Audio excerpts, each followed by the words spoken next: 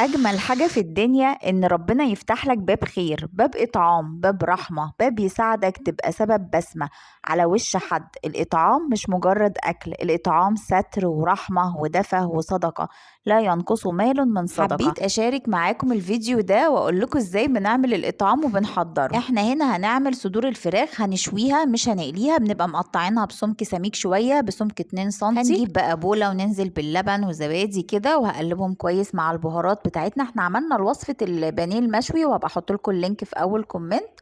وبعد كده حطيت بقى البانيه غسلاه كويس ومصفياه واحطه في التتبيله، غطيه بقى بالستريتش راب وسيبيه في التلاجة مش اقل من يوم كامل عشان يبقى شارب من التتبيله حلو. دي بقى الوراك بتاعتنا المخليه شيش طاووق، مقطعينها وغسلينها كويس جدا ومصفيينها، وعملت برضو التتبيله بتاعتها. وهحط لكم الفيديو بتاع الشيش طاووق في اول كومنت. وهننزل بقى بالقطع بتاعه الشيش في التتبيله دي وهقلبها كويس جدا واغطيها برضو بالستريتش راب وغطيت وسبتهم في التلاجة بقى لتاني يوم. تاني يوم بقى جبنة جريلا سخنة ومعلقة زبدة أو مادة دهنية وبدأت أشوي البانيه بتاعي. دول كانوا حوالي 4 كيلو، احنا كنا هنعمل 30 علبة للإطعام. وبدأت ان انا اشويهم واغطيهم، وعملنا الوصفة قبل كده مع بعض.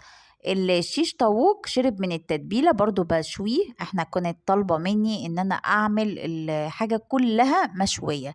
ربنا يا رب يجعلها في ميزان حسناتها يا رب، ويبارك لها ويزيدها من فضله، اللهم امين يا رب العالمين.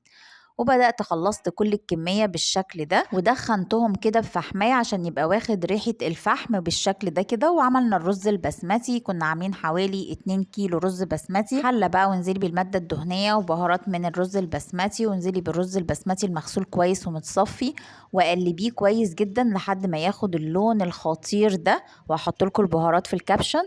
بصراحة عايزة اقول لكم حاجة كده خير وبركة في البيت. انزلي بقى بالمية السخنة، لكل كوباية رز بسمتي كوبايتين مية سخنة، وغطيه وسيبيه بقى يتشرب ويتشمع.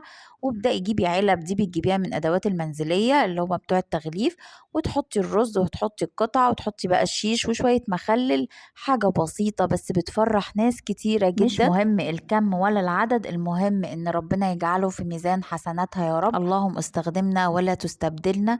ولو عجبك الفيديو لايك وشير وسبسكرايب لقناتنا. باي باي.